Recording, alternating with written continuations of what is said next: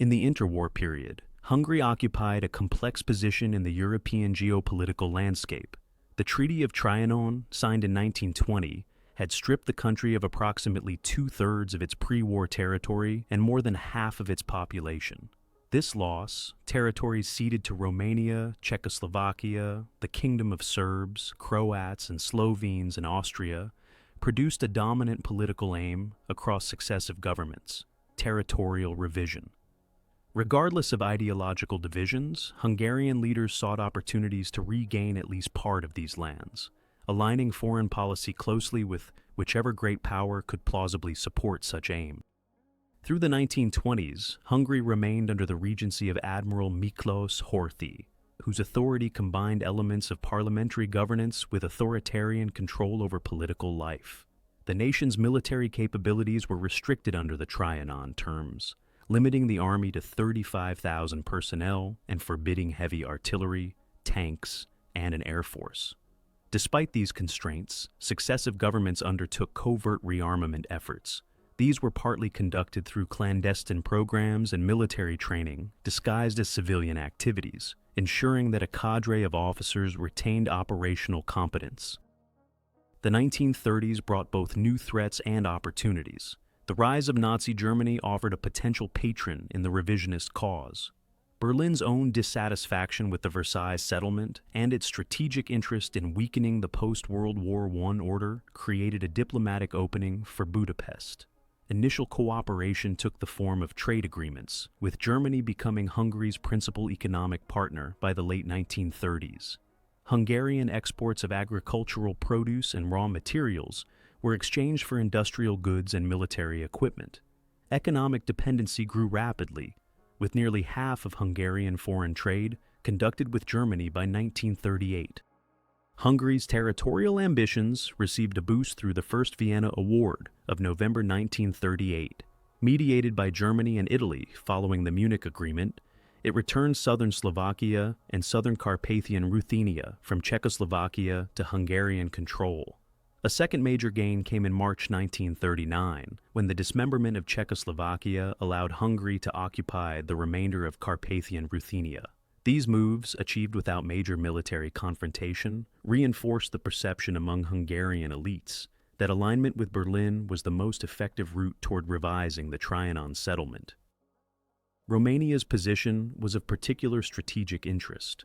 The Second Vienna Award in August 1940, again arbitrated by Germany and Italy, granted northern Transylvania to Hungary, transferring a territory of approximately 43,000 square kilometers and 2.5 million inhabitants. The award inflamed Romanian-Hungarian relations and tied both states more tightly to the Axis camp, as each sought protection from the other through German. By 1940, the Hungarian army had expanded significantly. Officially known as the Honvédség, it was organized into field corps supported by newly acquired German and Italian equipment, though domestic production remained limited. By the eve of its entry into World War II, Hungary could field around 2,000 troops, but modern mechanization was incomplete, and heavy armor was scarce. The officer corps included many veterans of the First World War, while younger officers often had German or Italian training. Public sentiment was not uniformly pro-German. While the recovery of territories was widely welcomed, concerns existed regarding over-reliance on Berlin. Hungary's political elite was divided between factions favoring complete alignment with the Axis and others seeking a more balanced foreign policy, maintaining ties with Britain and exploring discreet contacts with the Soviet Union. Regent Horthy himself favored measured cooperation with Germany while avoiding total subordination, but the rapid pace of events in Europe increasingly constrained this approach. The outbreak of World War II in September 1939 initially allowed Hungary to remain outside the conflict. Official neutrality was declared, though in practice the government aligned itself with Axis policies, granting transit rights to German forces during the invasion of Poland and providing refuge to tens of thousands of Polish soldiers and civilians who fled across the border. This humanitarian gesture was tolerated by Berlin in the short term, but demonstrated Hungary's continued attempt to preserve some independence of action. By 1941, the strategic environment had shifted further. The collapse of Yugoslavia in April, precipitated by a coup in Belgrade against the Axis-aligned government, presented both an opportunity and a dilemma for Hungary. German intervention in Yugoslavia was swift, and Berlin offered Budapest the chance to recover parts of the Bachka region and Baranya from the dismembered Yugoslav state. Accepting these gains meant deeper military cooperation with the Wehrmacht and a clearer political alignment with the Axis. At the same time, Germany's preparations for Operation Barbarossa, the invasion of the Soviet Union, placed growing pressure on Hungary to contribute forces. For Hungarian leaders, participation carried both risks and potential rewards. Closer ties to Berlin could secure further territorial revisions, but war against the Soviet Union risked entanglement in a large-scale conflict far from home. As 1941 unfolded, decisions taken in Budapest would commit the country more deeply to the Axis war effort, setting the stage for the later shifts, crises, and failed attempts to leave the war that would define Hungary's trajectory by 1944. Hungary's formal entry into the war occurred incrementally in 1941, shaped by rapid events beyond its borders and the interplay of internal political pressures. In April, following the German-led invasion of Yugoslavia, Hungarian forces moved into territories assigned to them under prior consultation with Berlin. The Third Army, comprising 3 corps, advanced into the Bachka region and Baranya between 11 and the 14th of April, encountering minimal resistance. These areas, formerly part of the Kingdom of Hungary before 1920, were swiftly integrated into Hungarian administration. The operation was militarily straightforward, but politically, it signaled a deeper commitment to the Axis cause. In June 1941, the war in Eastern Europe began with the launch of Operation Barbarossa.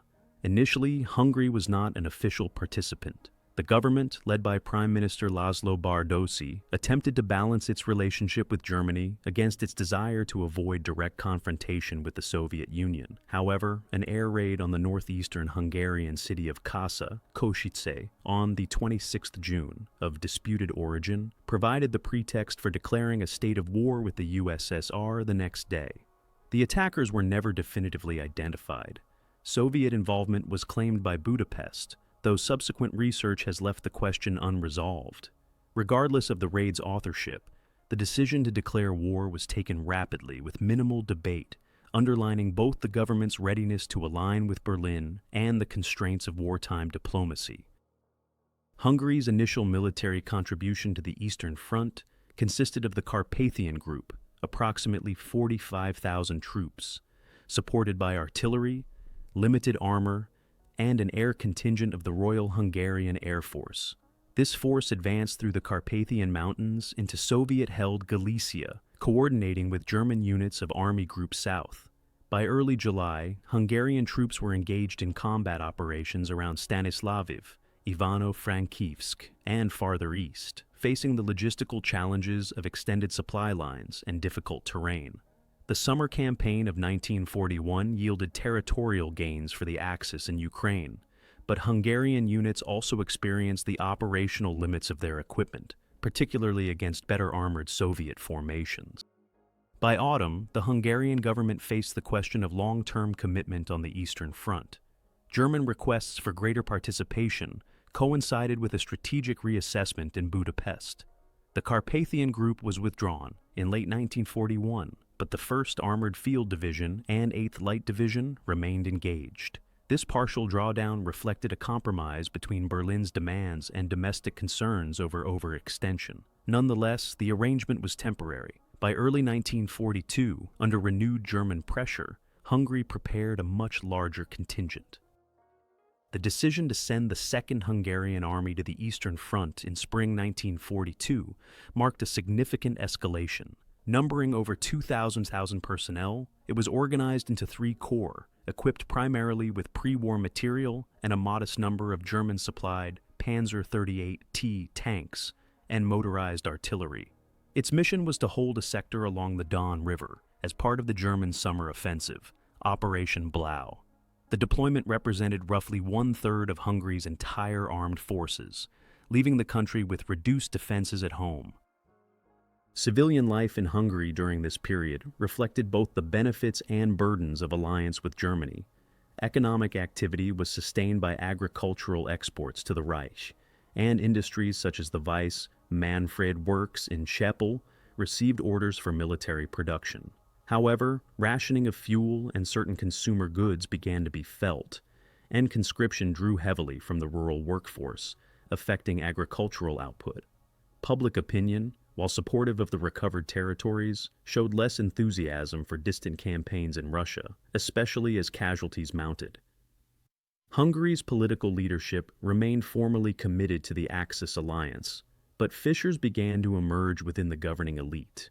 Regent Horthy, while not opposing the war effort outright, expressed caution about sacrificing too many troops in secondary sectors. Prime Minister Bardossy, more aligned with German strategic aims, sought to maintain favor in Berlin, but his position would weaken as the war's costs became more apparent.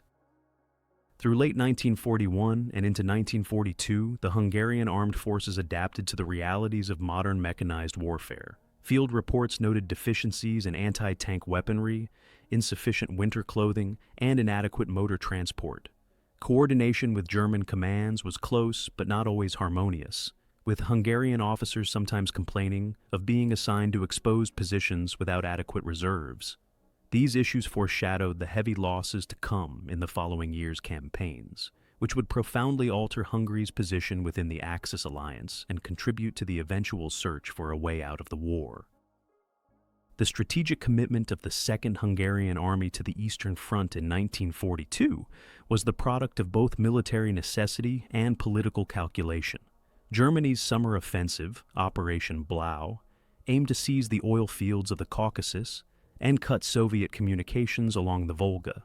To free up German divisions for the main thrust toward Stalingrad and the Caucasus, Allied armies, including those of Italy, Romania, and Hungary, were assigned to hold extended sections of the front along the Don River. For Hungary, this meant taking responsibility for a sector nearly 200 kilometers long, stretching from Uriv to Pavlovsk in cooperation with German Army Group B. The Second Hungarian Army, under the command of Lieutenant General Gustav Jány, comprised approximately 2,000–7,000 personnel, including combat troops, support units, and Air Force contingents. It was organized into 3 corps, the East Corps, 2 Corps, and 3 Corps, each containing infantry divisions with limited motorization. Armored support was minimal, about 100 tanks, mostly Panzer 38 TS and Italian-supplied CV-35 tankettes, both of which were inadequate against the Soviet T-34 and KV series. Artillery was primarily horse-drawn, slowing redeployment and resupply. The Royal Hungarian Air Force Detachment included fighter and bomber squadrons equipped with aircraft such as the Regine Ray 2000 and Junkers Ju 86, tasked with reconnaissance and ground support. Logistical preparation for the deployment was extensive but insufficient for the realities of the front. The Army relied heavily on rail transport for initial movement to the Don, after which supply lines extended hundreds of kilometers back to Hungary. Fuel, ammunition, and spare parts were in constant shortage, and the Army's motor pool was strained by the distances involved. Winter clothing stocks were inadequate, reflecting both limited resources and the assumption that the front would be stabilized before the onset of severe cold. From a political standpoint, the deployment was intended to demonstrate Hungary's reliability as an Axis partner. Berlin viewed Hungarian participation as both a military contribution and a political pledge that would justify German support for Hungary's territorial claims in post-war Europe. In Budapest, the decision was also influenced by concerns over Romania's growing favor in Berlin, especially after Romanian forces committed heavily to the Stalingrad sector. By matching or exceeding Romania's contribution, Hungarian leaders hoped to maintain parity in Axis decision-making circles. Upon arrival in the summer of 1942, Hungarian units entered defensive positions along the Don. The initial months were marked by relative calm compared to the heavy fighting farther south. Patrols and skirmishes with Soviet reconnaissance forces were frequent, but large-scale engagements were limited. This period allowed for some fortification work, but the extended frontage meant that defenses were thin, with gaps between strong points. Coordination with neighboring German and Italian forces was hampered by differences in equipment, communications procedures, and operational doctrine. The Soviet presence across the Don was substantial. The Voronezh Front, commanded by General Filip Golikov and later by General Nikolai Vatutin, maintained strong formations opposite the Hungarian sector, including elements of the 40th and 60th Armies. Soviet artillery positions were well sighted, and river crossings were prepared for potential offensives. The Red Army used the summer lull to regroup, integrate reinforcements, and plan counteroffensives aimed at destabilizing Axis secondary front. Civilian conditions in Hungary during this period were shaped by the demands of the front. Agricultural production remained a priority, but manpower shortages became more acute as the Second Army drew heavily from rural areas. The government expanded labor service programs, which included the deployment of Jewish labor battalions to the front for construction, fortification, and logistical support duties. These units, unarmed and often poorly equipped, operated under harsh conditions, reflecting both the discriminatory policies of the Hungarian state and the logistical pressures of wartime. In terms of propaganda, the Hungarian press portrayed the Eastern Front as a defensive effort to protect Europe from Bolshevism, framing the campaign within the ideological language of the Axis alliance. Official communications emphasized the Army's cooperation with German forces and downplayed casualties. However, letters from soldiers and the reports of returning wounded conveyed a more complex picture, including concerns about Soviet armor, the difficulty of holding long frontages, and the strain of prolonged deployments far from home. As autumn approached, intelligence reports indicated growing Soviet concentrations opposite the Hungarian sector. German commanders urged their Hungarian counterparts to prepare for winter offensives, but resources for fortification were limited. The experience of other Axis allies along the front, particularly Italian units to the south, showed that Soviet winter operations could be decisive. By December 1942, with the German Sixth Army encircled at Stalingrad, the Hungarian position on the Don became more precarious. The combination of extended lines, inadequate reserves, and the strategic shift in Soviet favor set the stage for the battles of early 1943, which would decisively alter the course of Hungary's participation in the war. The winter of 1942-1943 brought the Second Hungarian Army face to face with the full weight of Soviet offensive operations. With the German Sixth Army trapped in Stalingrad by late November 1942, Soviet High Command, the Stavka, initiated a series of coordinated offensives along the Don River to break Axis secondary fronts and exploit the strategic collapse in the south. For the Hungarian sector, the main blow would come from forces of the Voronezh Front under General Filip Golikov, later replaced by General Nikolai Vatutin, supported by substantial artillery and tank formations. By January 1943, Hungarian positions stretched thinly along a 200-kilometer frontage. In many areas, battalions were deployed in company-strength forward outposts, with minimal reserves and only rudimentary field fortifications. The defensive line lacked depth, and coordination between corps sectors was limited by inadequate communications equipment and the severe winter conditions.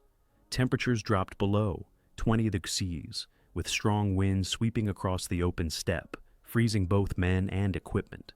The Army's supply system, already strained, struggled to deliver food, fuel, and ammunition. Winter clothing and shelter were insufficient for prolonged exposure.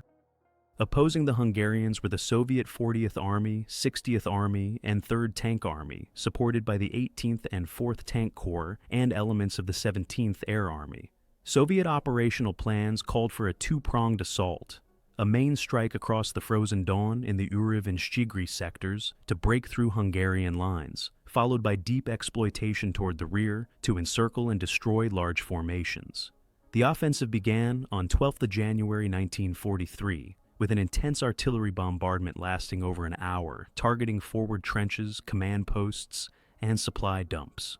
Soviet air units provided close support, disrupting Hungarian attempts to reposition reserves. The initial Soviet assault fell upon the 7th Light Division and 12th Light Division, both part of the 3rd Corps.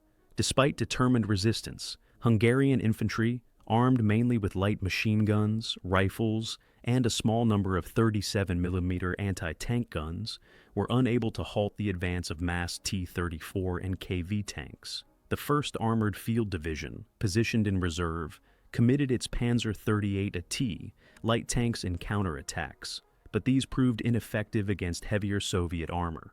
Within 2 days, Soviet spearheads had penetrated up to 50 kilometers in some areas, cutting communications and threatening to encircle entire corps. As the situation deteriorated, General Johnny requested German reinforcement. Elements of the German 57th Infantry Division and 559th Heavy Anti-Tank Battalion were dispatched, but their numbers were insufficient to stabilize the front. By 15th of January, the collapse of the Three Corps was imminent, forcing Hungarian units into disorderly withdrawal across snow-covered plains under constant Soviet pressure. Many formations became encircled, and breakout attempts were hampered by fuel shortages and the lack of cohesive command. The Soviet offensive quickly expanded to threaten Bonfort Corps to the north and Two Corps to the south. The encirclement and destruction of Hungarian units accelerated between 16 and 26 January. Villages such as Alexeyevka, Karpenkovo, and Shigri became focal points for desperate rearguard actions. In some cases, company-sized groups fought to the last to delay Soviet armor long enough for other units to retreat. Civilian populations in the combat zones faced immediate displacement, with some evacuated by Soviet authorities and others caught between advancing Red Army troops and retreating Axis forces. Casualties for the Second Hungarian Army during the January 1943 disaster were severe. Of the approximately 27,000 personnel deployed to the Don, estimates suggest over 4,000 were killed, around 7,000 wounded, and more than 26,000 taken prisoner, many of whom would not survive captivity. The loss of heavy weapons and vehicles was nearly total, with only a fraction of the Army's artillery and armor making it back to Axis-held territory. The destruction of the Second Army represented not only a military catastrophe, but also a political and psychological blow in Budapest.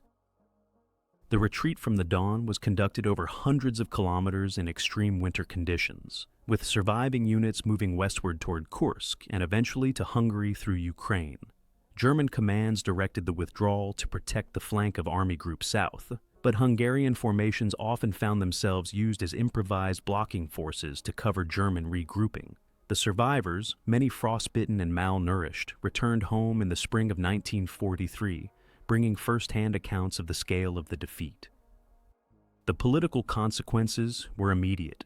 Public confidence in the government's war policy eroded, and Regent Horthy began to reassess Hungary's alignment with Germany. While Hungary remained formally an Axis power, the military disaster on the Don highlighted the limits of its resources and the risks of overcommitment to distant fronts. The loss of an entire field army also reduced Hungary's capacity to defend its own borders, a factor that would weigh heavily in the decisions of 1944, when the possibility of leaving the war became a pressing question for the nation's leadership. The destruction of the Second Hungarian Army on the Don in January 1943 marked a decisive turning point in Hungary's war effort. Militarily, the country had lost its most significant field formation, along with the bulk of its modern equipment. Politically, the disaster intensified divisions within the leadership and accelerated a quiet search for ways to disengage from the Axis alliance. Regent Miklos Horthy, long cautious about full subordination to Berlin, now faced the reality that continued alignment with Germany risked further national ruin. Yet, breaking with the Axis in 1943 was constrained by both external and internal factors. In the immediate aftermath, the Honvédség was reduced to a defensive posture within Hungary's borders and the recently acquired territories. Recruitment and reorganization began, but the pool of trained manpower was diminished, and new formations were often equipped with older, less effective weapons. German deliveries of tanks and artillery became more selective, with Berlin prioritizing its own depleted units after Stalingrad. The Royal Hungarian Air Force attempted to rebuild, acquiring additional Messerschmitt Bf 109 fighters and German Ju-87 dive bombers, but pilot training and fuel shortages limited operational capacity. Domestically, the loss at the Don fueled criticism of Prime Minister Miklos Kale, who had replaced Laszlo Bardosi in March 1942. Kale pursued what came to be known as the Kale double policy, publicly maintaining loyalty to the Axis, while privately initiating discreet contacts with the Allies. These contacts, through intermediaries in neutral states such as Turkey, Sweden, and Switzerland, sought to explore the possibility of an armistice or a post-war settlement that would preserve Hungary's territorial gains from 1938-1941. However, Allied leaders demanded unconditional surrender, and any premature move risked provoking a German occupation. In the field, surviving elements of the Honved Seg continued to serve alongside German units in defensive operations in the Balkans and Carpathian regions. The 1st Hungarian Army, under General Lajos Veres, was tasked with securing the northern and eastern approaches to Hungary, including defensive positions in Galicia and Transcarpathia. German planners increasingly viewed Hungarian troops as auxiliary forces for holding secondary sectors, reflecting diminished confidence in their capacity for large-scale offensive action after the Don catastrophe. Relations with Romania, Hungary's main regional rival, became more tense during 1943. Both states had suffered heavy losses on the Eastern Front, but each sought to position itself favorably with Berlin. Disputes over northern Transylvania remained unresolved, and Berlin used this rivalry to ensure both remained dependent on German support. Romanian forces, engaged heavily at Stalingrad, had already begun discreet communications with the Allies, creating parallel tracks of diplomacy similar to Hungary's own. Economically, the war placed growing demands on Hungary's industrial and agricultural output. German requisitions of grain, meat, and industrial goods increased sharply in 1943, straining domestic supplies. Labor shortages were met partly through the expansion of forced labor service, particularly among Jewish men, who were assigned to construction and logistical units near the front. The war economy diverted resources from civilian infrastructure, and rationing intensified in urban centers. Transportation networks, especially rail lines critical for German supply routes through Hungary, became strategic assets and targets for eventual Allied bombing campaigns. Public sentiment evolved in complex ways. The initial enthusiasm for territorial recovery, strong during the early war years, gave way to fatigue and skepticism. News of the Don defeat could not be entirely concealed, despite official censorship. Families of the fallen pressed for explanations, while returning wounded and frostbitten veterans conveyed the scale of the losses. Anti-war sentiment grew, particularly among urban populations and certain segments of the political elite, though pro-German factions within the military and right-wing political movements maintained influence. By mid-1943, the broader strategic picture in Europe was shifting. The Axis suffered defeats in North Africa and at Kursk, while the Allies prepared for landings in Italy. For Hungary, these developments increased the urgency of finding a diplomatic exit. The government's clandestine contacts with the Western Allies intensified, but were complicated by Hungary's ongoing participation in military operations and its formal alliance obligations. Moreover, the Soviet Union, whose forces would inevitably be involved in any armistice, was viewed in Budapest with deep suspicion, given historical antagonism and fears of post-war occupation. On the military front, German requests for additional Hungarian units to serve on the Eastern Front were met with reluctance. The Hungarian High Command prioritized the defense of the Carpathian passes and domestic territory. Nevertheless, smaller contingents were still dispatched to support German operations in Ukraine and the Balkans, partly to avoid provoking suspicion in Berlin. These deployments were calculated to limit exposure while maintaining the appearance of loyalty. By the end of 1943, Hungary's leaders understood that the war's momentum had decisively turned against the Axis. The Don catastrophe had reduced the nation's ability to influence events through military means, leaving diplomacy as the primary tool for survival. However, With German forces still entrenched in Central Europe and Soviet armies advancing westward, Hungary's strategic room for maneuver was narrowing, setting the stage for the high-risk political moves of 1944 that would culminate in the failed attempt to leave the war. By early 1944, Hungary's position within the Axis alliance was precarious. The strategic balance in Europe had shifted decisively after the Soviet victories at Stalingrad and Kursk, the Allied landings in Italy, and the relentless Soviet advance through Ukraine. Hungary, still formally an ally of Nazi Germany, found itself in a geographical position of extreme vulnerability. German forces were retreating towards Central Europe, and the Red Army was approaching the Carpathian Mountains. The Hungarian leadership faced the urgent task of determining how to safeguard national territory and sovereignty before the front reached its borders. Prime Minister Miklós Kálay continued to pursue his double policy in 1944, maintaining public alignment with Berlin while intensifying covert contacts with the Western Allies through neutral intermediaries. The hope in Budapest was to secure a separate peace with Britain and the United States before the Soviet Union reached Hungary's frontiers, in the belief that Western occupation might offer better post-war terms than Soviet control.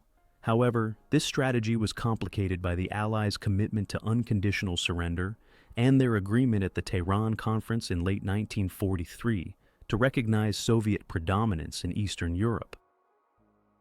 German intelligence services were aware of Hungary's political maneuvering. The Wehrmacht's defeats on the Eastern Front had already prompted Berlin to take preemptive measures against potentially unreliable allies, as seen in Italy's withdrawal from the war in September 1943.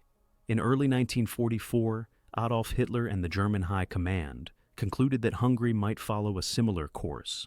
To prevent this, the German military planned Operation Margaret, an occupation of Hungary designed to secure the country's resources, transportation network, and military forces for continued Axis use. Before German troops entered Hungary, the Honvédség was engaged in defensive operations along the Carpathian Line and in Galicia. The 1st Hungarian Army, numbering roughly 2,000 to 1,000 personnel, was deployed in cooperation with German units to delay the Soviet advance. These forces faced the 1st and 4th Ukrainian fronts, which by March 1944 had advanced to the pre-war Polish-Hungarian border. Fighting in the mountain passes was intense, with snow and difficult terrain limiting large-scale offensives, but placing constant strain on logistics. Hungarian units operated under German overall command, which restricted independent decision-making and further underscored Budapest's dependence on Berlin. Operation Margaret began on 19th of March 1944. German troops entered Hungary without resistance, quickly occupying Budapest and other strategic locations. Regent Horthy was compelled to accept the situation under threat of a coup, and a new government under Prime Minister Domé Sztójay, a pro-German former ambassador to Berlin, was installed. While nominally sovereign, Hungary was now under effective German control. The occupation allowed Berlin to take direct command of Hungarian military resources, deploy them in high-intensity sectors, and enforce policies in line with the Nazi war effort. The German presence also brought immediate changes to domestic policy. One of the most significant was the implementation of anti-Jewish measures under German direction. Adolf Eichmann arrived in Budapest with a special SS unit to organize the deportation of Hungarian Jews to Auschwitz, a process that began in the provinces in May 1944. While this development had a humanitarian dimension beyond the military scope of the war, it also had logistical and economic consequences. Forced labor units were expanded, and confiscated property was integrated into the war economy. On the military front, the German occupation meant that Hungarian units would now be drawn more heavily into frontline operations. The 1st Hungarian Army was ordered to cooperate closely with German forces in Galicia and the Carpathians as the Soviet summer offensives approached. New divisions were mobilized, but shortages of modern equipment persisted. German deliveries included some Panzer IV and Panther tanks, but these were insufficient to re-equip the bulk of Hungary's armored units, many of which still relied on light tanks and outdated artillery. Public reaction to the German occupation was mixed. Some right-wing and pro-Axis factions welcomed stronger ties to Berlin as essential for resisting the Soviet advance. Others, particularly within the military leadership and political elite, saw the occupation as a loss of sovereignty and a confirmation that Germany no longer trusted Hungary as a partner. Censorship and propaganda tightened, limiting open criticism, but discontent persisted in private circles. By mid-1944, the military situation around Hungary was deteriorating rapidly. The Red Army's Operation Bagration in June destroyed Germany's Army Group Center and opened the way for Soviet advances into Poland and toward the Balkans. The Second and Third Ukrainian fronts pushed through Romania, threatening Hungary's southeastern borders. German and Hungarian forces prepared defensive lines along the Carpathian passes and in Transylvania. But the scale of the Soviet offensives made it increasingly clear that Hungary would soon become a battlefield. This period of occupation and mounting military pressure set the stage for the most critical political gamble of the war for Hungary, an attempt to exit the conflict before complete military collapse. The challenges of doing so under German control and in the presence of Soviet forces on the approach would define the dramatic events of the latter half of 1944.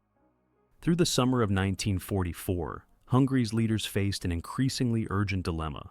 The German occupation under Operation Margaret had stripped Budapest of meaningful independence in foreign and military policy, yet the rapid Soviet advance meant that remaining within the Axis alliance risked bringing the war directly into Hungarian territory. Regent Miklós Horthy, though constrained by German oversight, sought to exploit any opportunity to disengage from the conflict before Soviet forces crossed the border. The strategic environment deteriorated quickly. In August 1944, Romania, Hungary's principal regional rival and fellow Axis member, switched sides following King Michael's coup. The Romanian army joined the advancing Red Army, opening a new front against German and Hungarian forces in Transylvania. The Soviet Second and Third Ukrainian fronts, now supported by Romanian units, pushed rapidly northwest, threatening the Carpathian passes and the Hungarian plain beyond. This development not only shifted the military balance, but also isolated German forces in the Balkans, making Hungary's position more exposed. The First Hungarian Army, under General Lajos Veres, was deployed along the Carpathian Arc and in northern Transylvania, coordinating with German Eighth Army elements to hold defensive lines against Soviet and Romanian attacks. These battles, such as those around Torda in September 1944, were fought with mixed results. Hungarian infantry and armored units, reinforced with limited numbers of German Panzer IVs and assault guns, conducted local counterattacks that temporarily slowed the Soviet advance. However, the sheer numerical superiority of Soviet forces, combined with growing shortages in ammunition, fuel, and manpower, made a sustained defense impossible. At the same time, clandestine diplomatic efforts in Budapest intensified. Envoys sent via neutral Switzerland and Turkey attempted to negotiate an armistice with the Allies. The Hungarian leadership hoped to arrange terms that would allow their forces to cease hostilities against the Soviets while maintaining control over national territory, at least in part.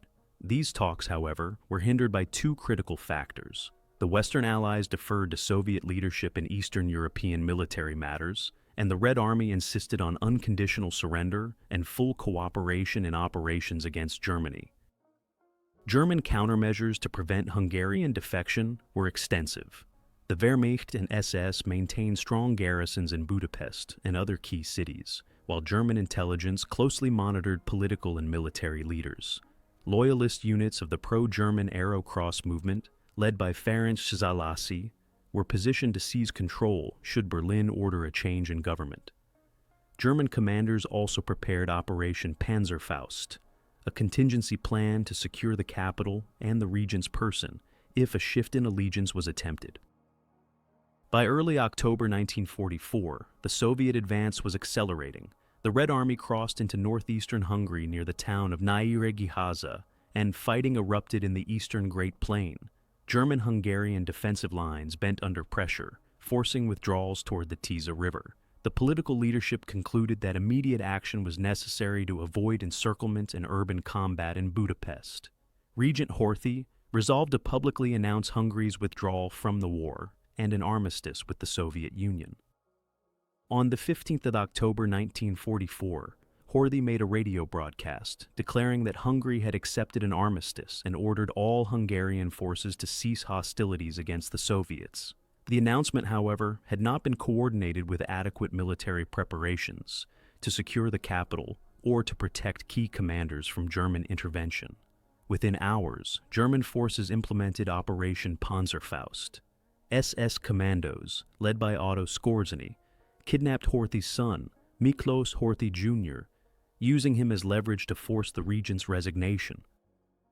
By nightfall, Horthy was compelled to abdicate, and German authorities installed Ferenc Szalasi as leader of the nation at the head of an Arrow-Cross government.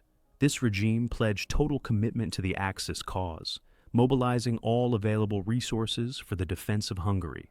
The attempt to leave the war had failed decisively, leaving the country under even tighter German control at the moment when the Soviet front was moving into its heartland. For the Hungarian armed forces, the change in leadership meant continued engagement on the Eastern Front, now under direct German operational command. Many units, already engaged against the Soviets in eastern Hungary and Transylvania, received orders to fight to the last. The stage was set for the final and most destructive phase of Hungary's wartime experience, the defense and eventual siege of Budapest. Following the failed attempt to leave the war in October 1944 and the installation of Ferenc Szalasi's Arrow-Cross regime, Hungary entered its final and most devastating phase of the conflict. Now, fully subordinated to German strategic priorities, the country became a major battlefield. As the Red Army advanced westward, the new government committed to a policy of total war, mobilizing all remaining manpower, industry, and resources for the defense of Hungary and the German position in Central Europe. By late October, Soviet forces of the Second and Third Ukrainian fronts had captured much of eastern Hungary and were advancing toward the capital. In the north, the First Ukrainian Front pressed into Slovakia, threatening to cut German and Hungarian lines of communication. The battles for Debrecen, 6–29 October 1944, and Nyíregyháza demonstrated both the determination of Axis forces and the overwhelming Soviet advantage in armor and artillery. The German Sixth Army, supported by Hungarian units, launched counterattacks to delay the Soviet advance, briefly retaking Nyíregyháza before being forced back. These actions slowed, but could not stop the Red Army's westward momentum. As the front approached the Tisza River, German and Hungarian commanders prepared defensive positions to protect Budapest, a critical communications and supply hub. The city was not only Hungary's political center, but also strategically important for German defense of Austria and southern Germany. Hitler declared Budapest a fortress, Festung Budapest, to be held at all costs. This decision ensured that the coming battle would be prolonged and destructive, involving significant urban combat. The Arrow-Cross regime, while focusing on military defense, also intensified political repression and collaboration with German occupation authorities. Jewish forced labor units were pushed to the front lines for construction and logistical work under brutal conditions. Deportations from Budapest, temporarily halted earlier in 1944, resumed under Eichmann's direction, though many were impeded by the rapid Soviet advance and the intervention of neutral diplomats. Civilian morale in the capital deteriorated as food shortages, bomb damage, and fear of both Soviet attack and Arrow-Cross terror became daily realities. In the field, Hungarian forces fought alongside German units in a series of delaying actions through November and December 1944. The First Hungarian Army, operating in northern Transdanubia and western Hungary, engaged in heavy defensive battles along the Danube's northern approaches. In the south, German and Hungarian formations resisted Soviet crossings of the river near Baja and Pax. These defensive operations were costly. Losses in men and equipment could not be replaced, and the influx of hastily trained recruits, including teenagers and older reservists, underscored the depletion of Hungary's military capacity. By December, the Red Army had encircled Budapest. The Soviet 2nd and 3rd Ukrainian fronts closed their pincer on 26 December 1944, trapping approximately 79,000 German and Hungarian troops inside the city. About 33,000 of them Hungarian. The encirclement also included nearly 1 million civilians. Soviet commanders offered surrender terms, which were rejected on Hitler's orders. Preparations began for a full-scale siege, with Axis forces organizing defensive sectors using a combination of existing fortifications, barricaded streets, and strong points in major buildings. Outside the city, German relief efforts, most notably Operations Konrad the Fernbergskew and the 3rd in January 1945, attempted to break the siege from the west, using armored formations from the 6th SS Panzer Army. These operations achieved temporary gains but were ultimately repelled by Soviet defenses. Hungarian units took part in these relief attempts, particularly in supporting roles, but the attrition of the preceding months left them unable to mount decisive contributions. Inside Budapest, the siege became a battle of attrition. Hungarian troops, fighting alongside Waffen-SS divisions, defended key districts under constant Soviet artillery bombardment and air attack. Supplies dwindled rapidly. Food rations for soldiers and civilians alike fell to minimal levels, and medical facilities were overwhelmed. Street-by-street fighting, sniper engagements, and night raids characterized the daily combat. Winter conditions compounded the suffering, with temperatures well below freezing and many buildings unheated due to fuel shortages.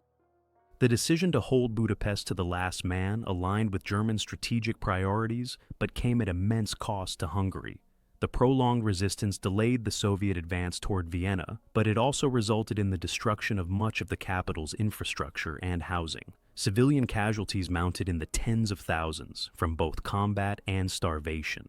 The siege, lasting into February 1945, would end in one of the most significant urban battles of the Eastern Front, symbolizing the collapse of Axis resistance in Hungary.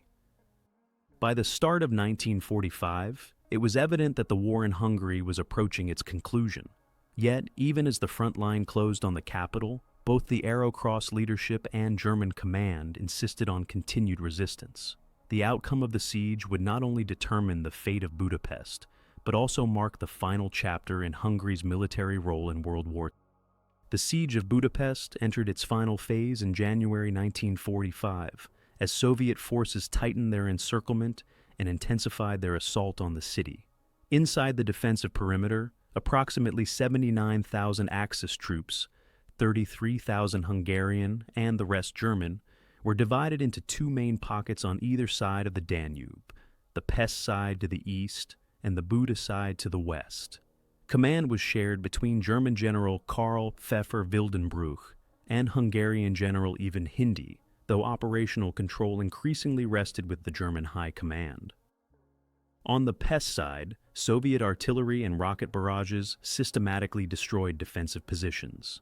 The Hungarian 10th Infantry Division, supported by German units, fought to hold key thoroughfares such as Rákóczi út and Újlói út.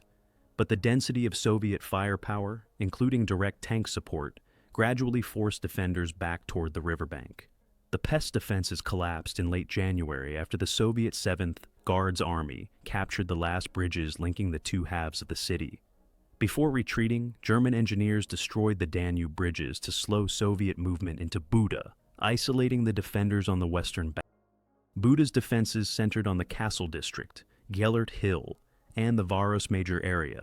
The terrain favored the defenders, offering elevated positions for artillery and machine gun nests. Hungarian units, including remnants of the 1st Armored Division, used narrow streets and fortified buildings to ambush Soviet tanks, while German Waffen-SS units manned strong points in public buildings and hospitals. Despite these advantages, Soviet forces, primarily the 46th Army and supporting armored corps, gradually compressed the defensive perimeter through coordinated infantry assaults and concentrated artillery bombardment. Civilian conditions during the siege deteriorated to catastrophic levels. Food supplies were almost exhausted, forcing reliance on horse meat, stored grain, and whatever could be scavenged from ruined warehouses. Medical care was minimal, Many hospitals operated in basements without electricity, and surgical procedures were performed under candlelight. Thousands of civilians sought refuge in the extensive network of cellars and tunnels beneath the city, often enduring overcrowding, disease outbreaks, and the constant threat of bombardment. The Arrow Cross government maintained its presence within the besieged capital, continuing political repression and using forced labor units even as the military situation became untenable. Outside the city, the German 6th SS Panzer Army launched three major relief efforts, Operations Konrad the Frontstatu and the Third, between early and late January 1945. These offensives, involving elite armored divisions such as the 3rd SS Panzer Division Totenkopf and the 5th SS Panzer Division Wiking, advanced from western Hungary toward Buda's outskirts. In some cases, they came within 20 kilometers of the city, but Soviet counterattacks and logistical constraints halted the relief forces before they could break the encirclement. Hungarian units participated mainly in defensive roles along the flanks of these operations, suffering further attrition in men and equipment. By early February, the remaining defenders in Buda were compressed into a small enclave around the Castle Hill area. Ammunition and food were critically low, and medical facilities were overwhelmed. On 11 February 1945, German and Hungarian commanders attempted a breakout toward German lines west of the city. Approximately 16,000 troops took part, but Soviet forces, anticipating the move, blocked escape routes. Fewer than 700 reached friendly positions. The rest were killed, captured, or scattered. The fall of Budapest on the 13th of February 1945 marked the end of large-scale organized resistance in Hungary. The city lay in ruins, over 80% of its buildings damaged or destroyed, with civilian casualties estimated in the tens of thousands. The Red Army captured the surviving defenders, including General Hindi, who was later tried by Hungarian authorities. For the Soviet Union, the victory secured a major crossing of the Danube and opened the way for the Vienna offensive. For Germany, the loss deprived its southern front of a key defensive stronghold and hastened the collapse of its position in the Balkans.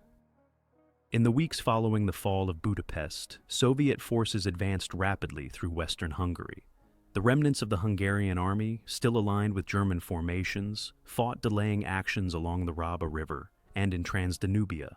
These engagements, part of the larger Lake Balaton offensive operations in March 1945, were among the last in which Hungarian troops fought under Axis command. The battles could not alter the outcome. By April 1945, Soviet forces had cleared Hungary entirely, and German troops withdrew toward Austria.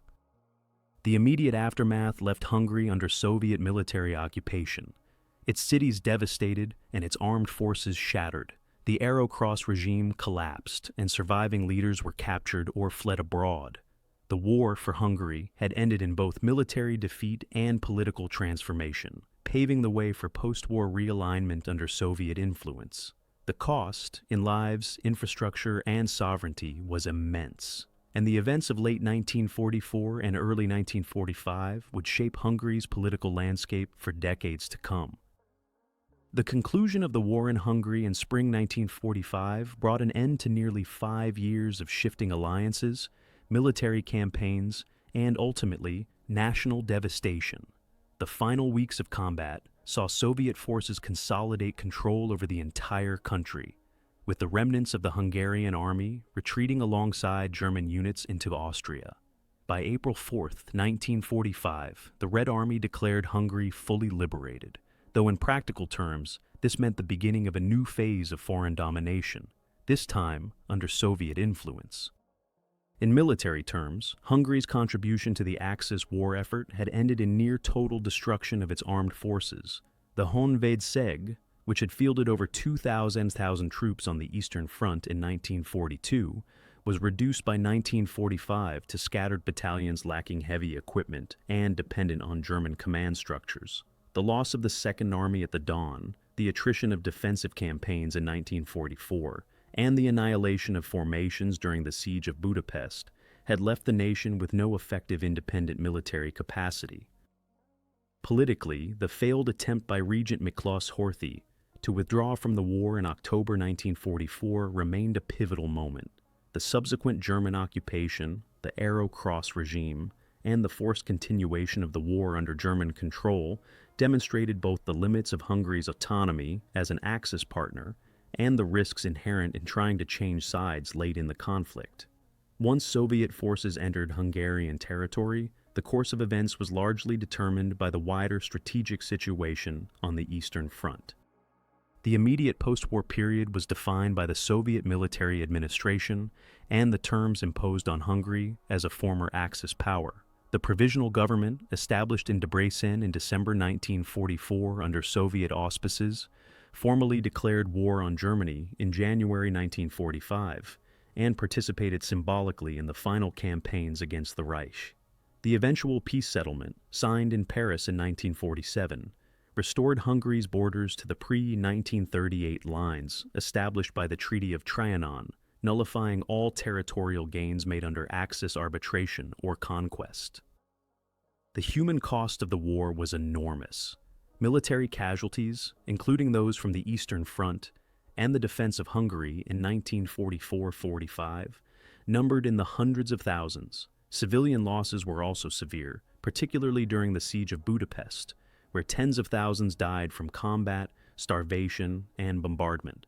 The deportation and murder of Hungarian Jews, intensified during the German occupation of 1944, resulted in the deaths of approximately 5,000 people. Forced labor units, composed largely of Jewish men and other minorities, suffered high mortality rates on the front and in German camps.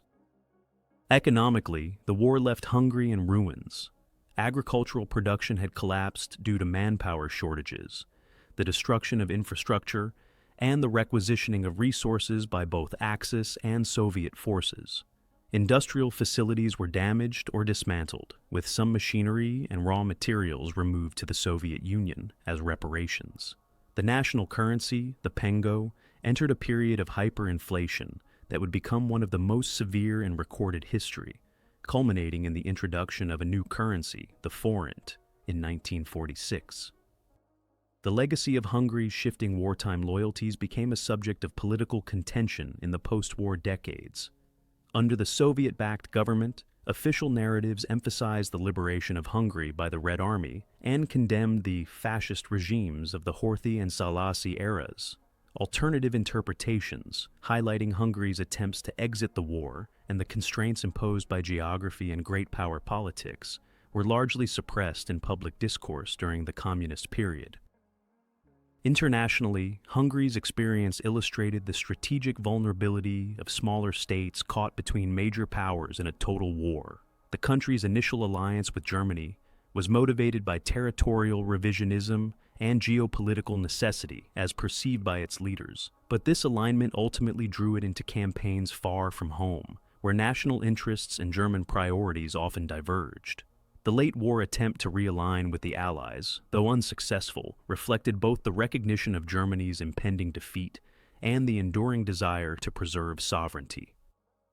Commemoration of the war in Hungary after 1989, following the end of communist rule, became more complex. Public debate reopened over the decisions of wartime leaders, the moral and strategic dimensions of alliance with Nazi Germany, and the extent to which Hungary could have altered its fate. Memorials to the soldiers of the Dawn, the victims of the Arrow Cross regime, and the civilians killed in the siege of Budapest became part of a broader effort to acknowledge the multiple dimensions of national loss. In historical perspective, Hungary's wartime trajectory, from an Axis partner seeking territorial gains through catastrophic military defeat to a failed attempt to leave the alliance, offers a case study in the challenges faced by mid-sized powers in global conflict. Strategic calculations were constrained by geography, the balance of power, and the unpredictability of total war. The ultimate outcome was shaped less by Hungarian decisions than by the collision of German and Soviet military strategies, which turned the country into both a battlefield and a bargaining chip in the larger war. By the time the guns fell silent in 1945, Hungary had endured occupation by both of the major combatants on the Eastern Front, seen its army destroyed, its cities devastated, and its political system overturned. The war left behind not only physical ruin, but also a complex legacy of contested memory, a reminder of how the choices and constraints of a few years could shape the fate of a nation for generations.